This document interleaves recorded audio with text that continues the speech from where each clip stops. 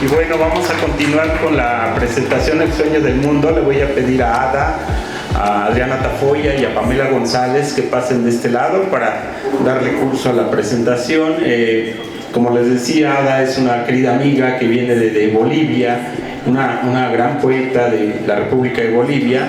No sé si han tenido el gusto de escucharla, pero con una factura en su voz excelente. Ya la estarán escuchando en estos momentos. Voy a pedir a Adriana que pasen de este lado. Pame, por favor. Pues es para mí un gusto, un privilegio presentar el libro de El Sueño del Mundo de Ada Zapata. También tuve la fortuna de escucharla leer antes, entonces su voz y su lectura me acompañó a lo largo de las páginas. No es fácil hacer de la muerte una amiga. Muchos le temen, evitan pensar en ella, la relegan a las fiestas anuales de noviembre, la conciben como algo que les pasa a otros en titulares de nota roja.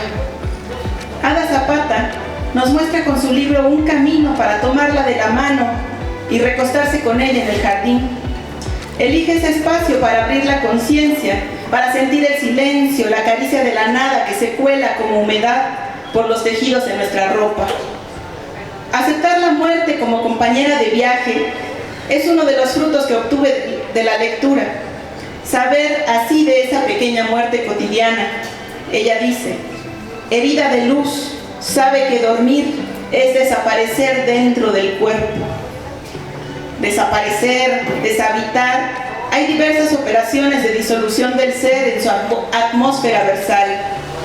Un deseo de tener otras conciencias que puedan ver a través de sus ojos, mientras el viento incendia los cuerpos en el río.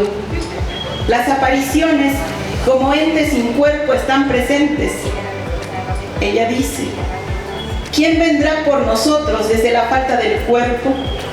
Alguien llama desde la lejanía.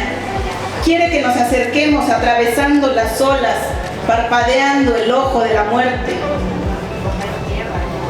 Podemos observar cómo la poeta disloca el centro de creación del sentido común. No es la luz, es lo oscuro. No es lo repleto, es el vacío. No es la vejez, es la infancia. No es la conciencia, es el sueño. No es el ser, es la nada. No es la conexión, es la soledad. En las páginas, cuando compren el libro, cuando tengan el libro entre sus manos, hay suficiente espacio para notar la importancia que le otorga el silencio, a la respiración entre verso y verso que potencia su lectura. Encabalga las imágenes para crear una sutura apasionada, un abrazo al oído, también para confundir al tiempo, para crear un no lugar donde todo es posible. La estancia más vívida de este poemario es en el poema Carrington, y la que me parece más violenta y más experimental hacia el lenguaje es en el poema titulado Voltar. Respecto a las imágenes, son intermitentes, cadenas de símbolos que recuperan la estructura de los sueños. La atmósfera es muy intensa, tiene momentos de niebla, de zozobra, de sinsentido, de calma antes del ataque de pánico. La oscuridad es su casa.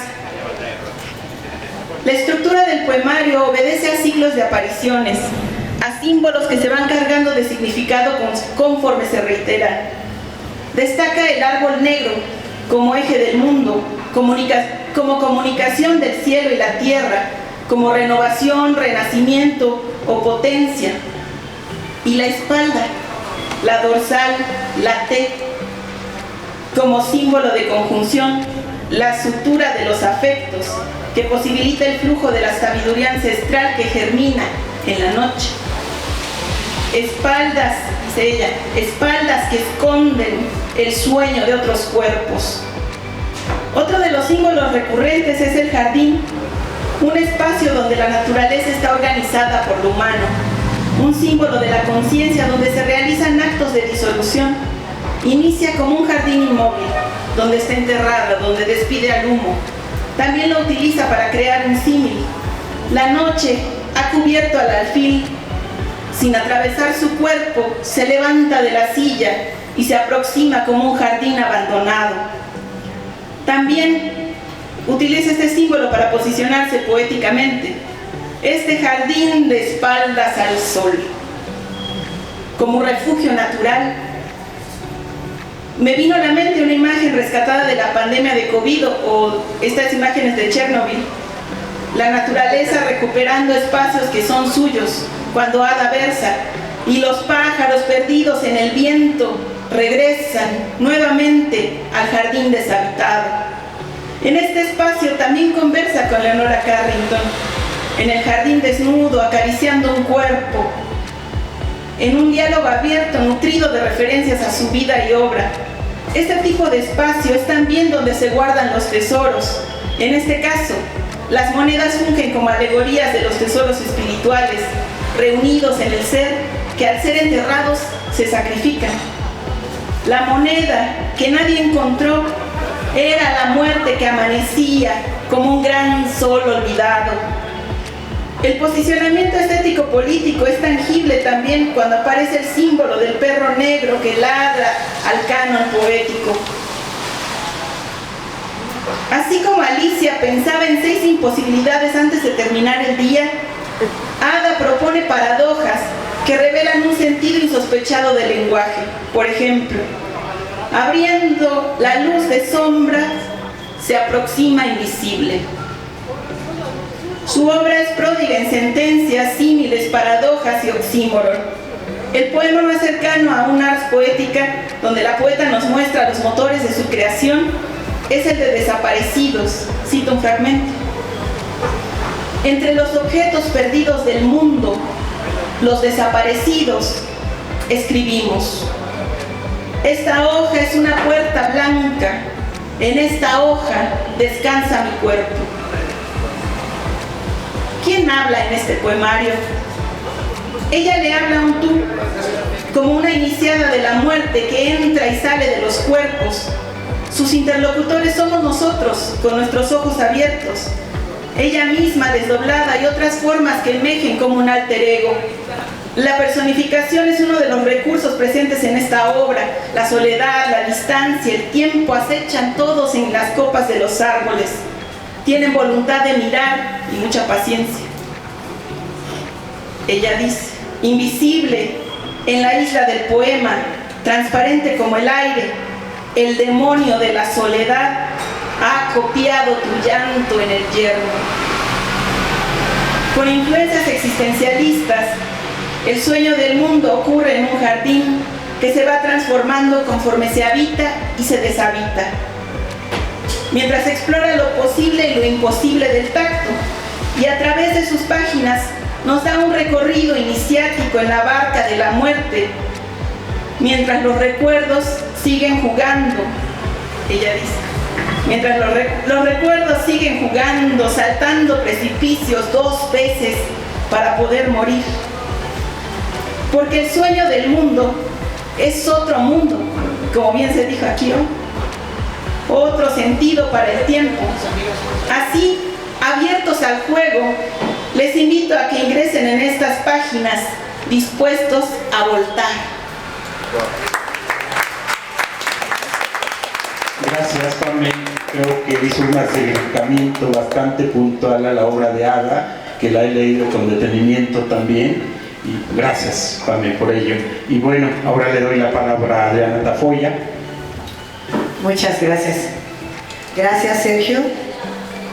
Es un gusto pues estar presentando este interesante libro de Ada Zapata. Tuve el gusto de conocerla en el encuentro de Jorge Contreras hace un tiempo y posteriormente pues conocernos un poco más allá en el encuentro cubano, que fue un placer andar por allá comiendo de esos lugares, comidas muy ricas, donde estuvimos ahí participando felices. Yo titulé aquí mis impresiones, porque no tengo un texto como tal, pero sí mis impresiones sobre este libro, que es El sueño del mundo, y lo titulé como poesía sensorial. ¿Por qué? Porque eso fue lo que particularmente yo sentí. Es un libro que a mí, y espero que ustedes cuando tengan oportunidad, transmite mucho, te hace sentir mucho. Eso sí, es un misterio de cómo lo logra la poeta. Eso ya espero que al rato nos lo platique un poco sobre cómo trabajó esta hechura versal que logra ese efecto, ¿no? Transmitirnos eso, y efectivamente todo el poemario es bastante sensorial y eso les va a fascinar, podría decir yo. En este libro, que es lo que vi que lo caracteriza, van a encontrar mucho de oscuridad, piedras, serpientes, agua, espejos, viento, soledad, jardines muertos y yo mismo, que es lo que principalmente a mi gusto van a encontrar, porque hay una reiteración de estos elementos en este trabajo poético. Y vamos a remontarnos un poquito al pasado. ¿De dónde vendrían estas bases líricas de Ada Zapata para traérnoslas ahora, a la actualidad? Pues bueno, remontémonos a Calderón de la Barca. ¿Y con qué libro? Bueno, pues con su libro La vida es sueño, que se publicó en 1635. Y pienso que lo ubican muy bien, ¿no? Cuando dice, la vida es sueño y los sueños, sueños son.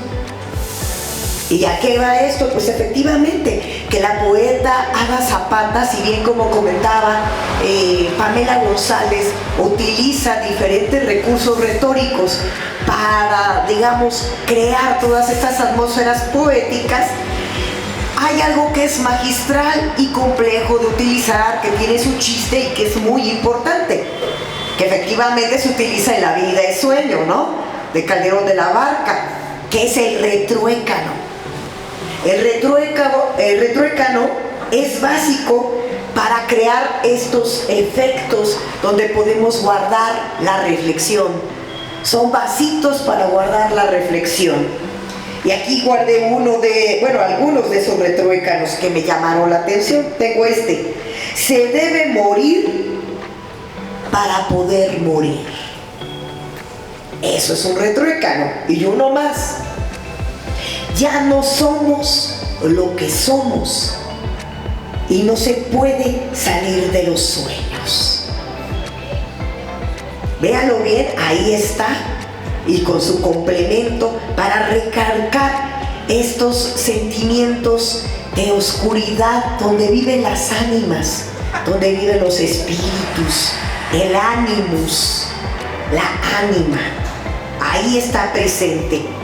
¿A dónde más la asocio a la poeta Ada Zapata, aparte de Calderón de la Barca, que va más o menos por ahí? Digamos que Calderón hace la reflexión, ¿y qué hace Ada?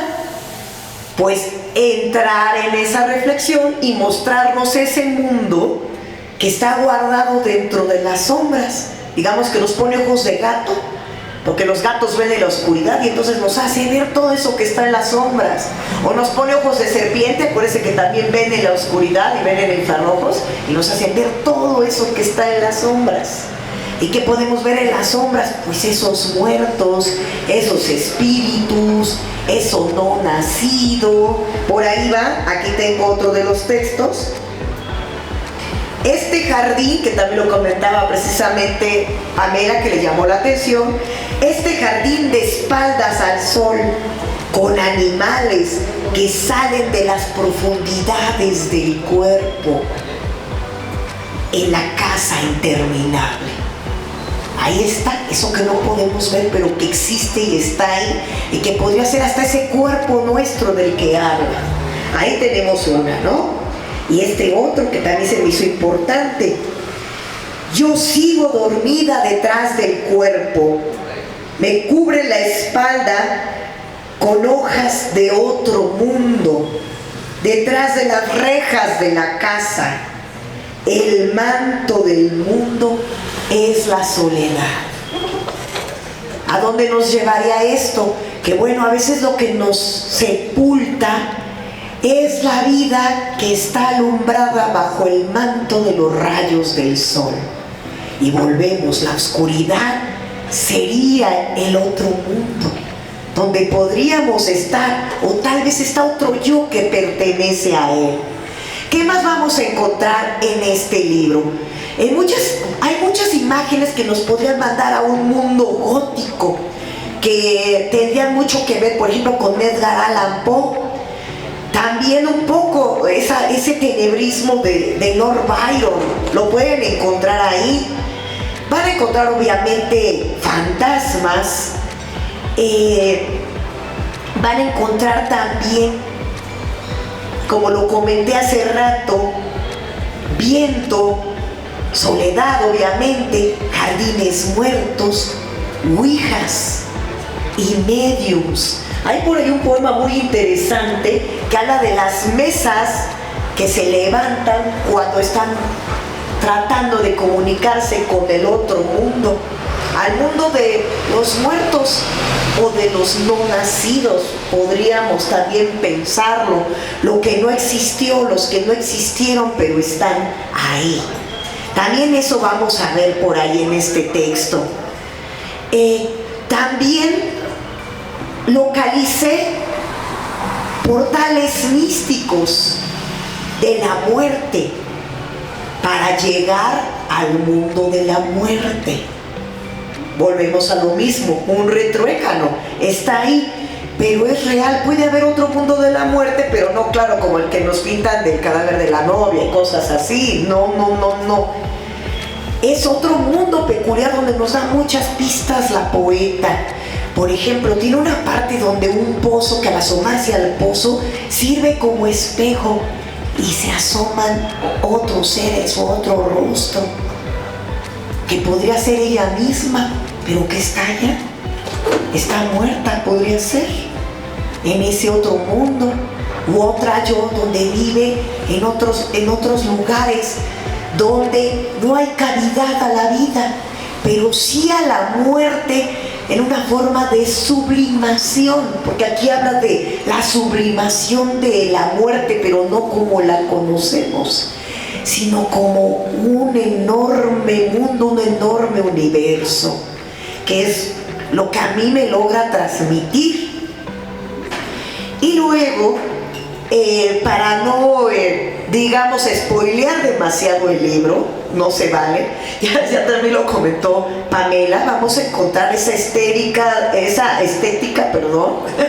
por la ida, quién sabe por qué, pero tiene algo que ver, porque este asunto de la histeria asociada a la mujer, a la historia, que también se parece la palabra y asociada a la mujer, y a la estética de alguna forma sí también, ¿por qué se parece? No lo sé, de Leonora Carrington, que mucho están basados estos paisajes y estos modelos simbólicos que están ahí, que van a encontrar en el libro. Y quiero permitirme leer un poema, espero que la poeta me lo permita, que lo marqué, es pequeño, no me voy a comer el libro.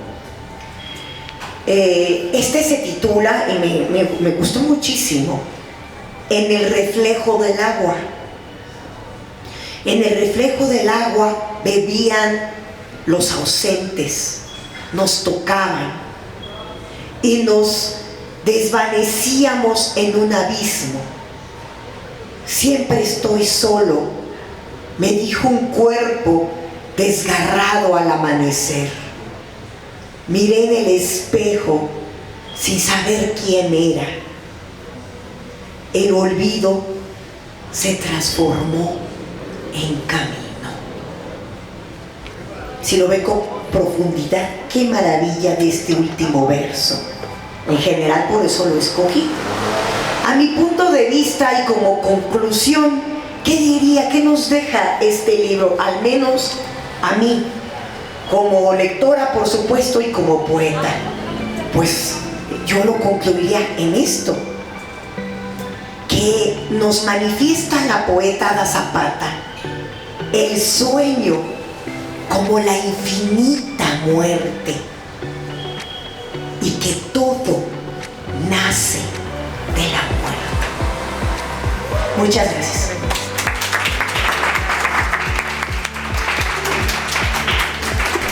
Gracias, Adriana, por darnos este acercamiento al sueño del mundo de Ada Zapata. Muchas gracias, puntual acercamiento. Y bueno, Ada Zapata, como ya comentamos, una gran poeta boliviana, crítica de cine. Creo que por ahí las imágenes que le da el cine también, ensayista también, con más de 100 ensayos por ahí. Y bueno, dirige una revista allá en Bolivia para más rasgos de Ada. Y bueno, los voy a dejar con Ada para que nos comparta algunos poemas y bueno, puedan hacerle más adelante algún cuestionamiento.